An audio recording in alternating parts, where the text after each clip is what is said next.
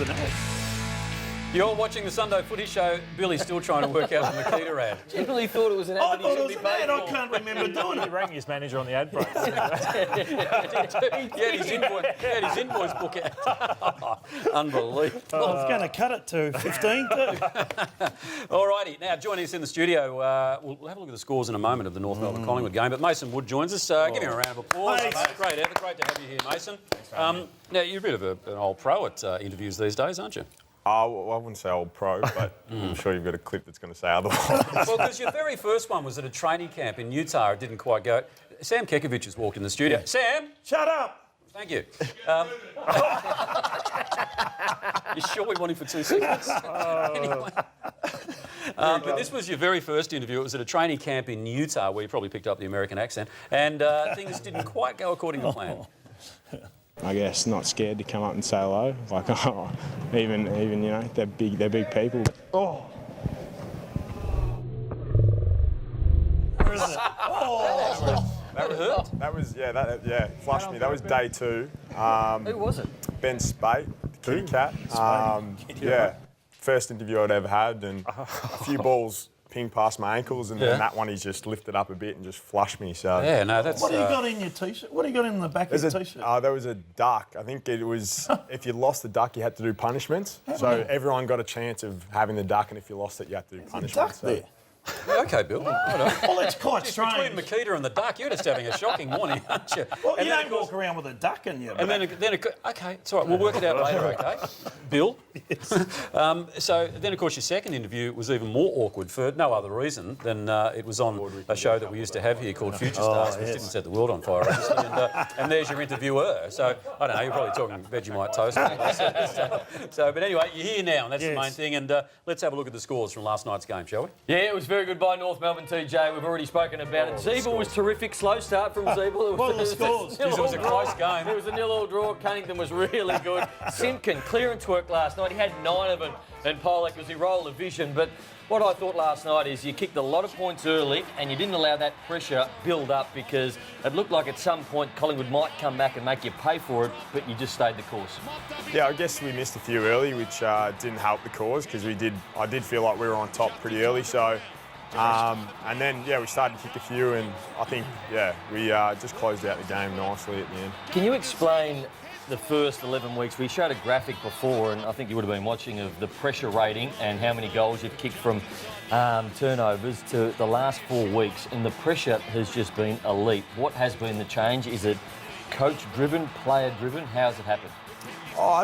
To be honest, there's not a lot that has changed. I don't know that you can change a lot in 7 days, but really simplified what we do well, and that pressure is definitely one of those parts that we do really well. So just going back to that, making a big point of it pre-game, and it's been producing. So 64 though to 36 inside 50s. That's massive. I haven't seen obviously a discrepancy like that within a Collingwood game for a long, long time. That's attitude, is it? Why is it happening now and it wasn't happening earlier in the year? Yeah, I guess it's just that, brought that intensity, and I guess we didn't allow Collingwood to do what they really wanted to do, which was move the ball off half-back and hit those short kicks. And, even when they did, I felt like we slowed them up pretty well and didn't really allow them to have that bounce off half-back, and they kicked down the line and we were set up really well. On your own form, I don't know how you've played so many VFL games because you're too talented to play in the VFL. We'll take a look at some of your highlights from last night. 1 goal, 3, 16 disposals. This is a ripper, this 5 marks. Yeah, so bang. You are a very quality player. So talk us through why you've gone back and forth a number of times to the VFL.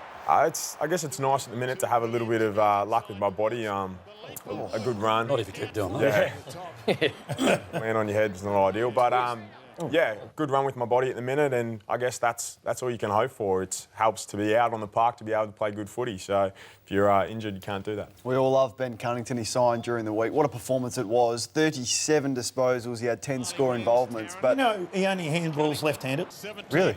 Never handballs right-handed. That's right, isn't it? Yeah, absolutely. He do a little shovel pass if he needs to, but he's as good by hand as a kick. He's just unbelievable. He's so strong in the contest, and all our middies really stood up, and man on screen, Todd Goldstein did really well against Grundy as well. He's an All-Australian, got to be. Stay tuned a bit later, Bill. Why? We've known he's been a good player for a long time, but do you think he's gone up another level now, right now? Oh, he definitely has, but he is starting to get a little bit more recognition yeah. as well, so that helps. But he's always been super, super clean, and it especially helps when Goldie does so well in the ruck, and the rest of our middies are really just, coming in and playing a role, which allows Cunners to do what he does well, which is win the footy. A couple of young blokes are really loving Reece Shaw's coaching. Jai Simpkin been very good, but Luke Davis, Uniac, have a look at this. He could have dropped the car here. That is a good jump, Woody. I was thinking I might go here, and then I thought, oh, no, but not. I'll just stay for the ball. But unbelievable hops he's got, and I think that's only a sign of what's going to come in the future, because he's a very powerful athlete. And Simpkin's going well. Flying. Yeah, his clearance work, I think he said 9 clearances or something like that. Like, he's just come on leaps and bounds. I know we've touched on it, but the Reece Shaw factor.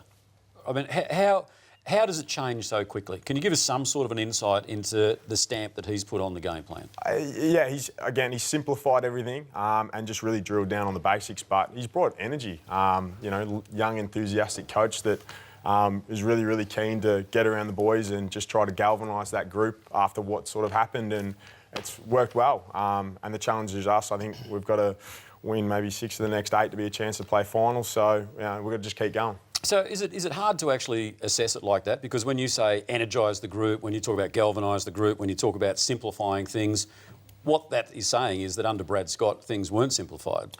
Not necessarily. Like, I think for us, it's what we did well that just we're practising week to week. I don't know that a whole lot has changed, because you can't change much in 7 days, and it's just really simplified what we've done well. I don't know that Shawry coming in has necessarily been the difference, but it's hard not to look at it that way, I guess. Absolutely. And if you were on the selection panel for a new coach, would you be sitting down at the moment and saying to your fellow, this is a really unfair question, but anyway, Heath O'Loughlin will be saying, shut up, Tony. But would you be saying, that's our man?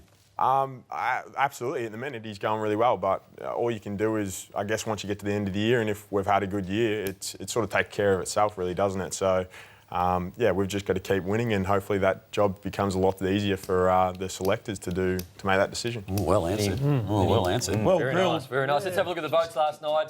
Ben Cunnington probably gets the 3 votes. Jack Z was very, very close to him, 24 and 3 goals. I love the aggression of Anderson, and the clearances from Simpkin were terrific. And here's the Lose prize pack for you, Woody. There, the brand new putter. You'll love that, the Odyssey colourway putter. You can play down Queen's Park. You'd love it down there. Nice confidence court. Luxury escapes, $300 to spend on your next getaway when you go to Meredith, just out of Geelong there. Tradie undies, you'll love these, because you do like walking around the undies. They're a pack of How do you know? Well, I've seen him. Oh, nice. Neat big ones too. Aquila, these are the best shoes going around. Rick's Eyewear, sorry Mitch, Rick's Eyewear, they are very, very good. Go to rickseyewear.com. Uncle Jack Watches, all right, shut up. UncleJackWatches.com, King's Domain Barbers, the barber shop there, Superior Cuts, and Platform 28. Oh, you can go there. That is a nice spot. Lordo goes there all the time. Who would you take there, mates? Not you, Bill. Scaring me that you might be stalking me down in Geelong. You got a girlfriend? I do not know. Oh, wow. Wow. Okay, if you'd like to be Mason's girlfriend, wwos.9.com.au. That won't last for very We'll long get now more that it's out there. entries in the handball for that. Yeah, absolutely. Now, can you stick around for the handball? I can do. Looking forward to it. All right. Well, you haven't got a girlfriend, so you're not going to do anything. So you've got about an hour and a half to wait. How are you feeling? Confident? Yeah, confident. I should be all right. Okay. Oh, not sure. Yeah. You sure about that? Yeah. All right, Mason's going to be here for the handball a little later on. Up next, though, Brownie's quiz. Yes. Yes. A little bit of twist today.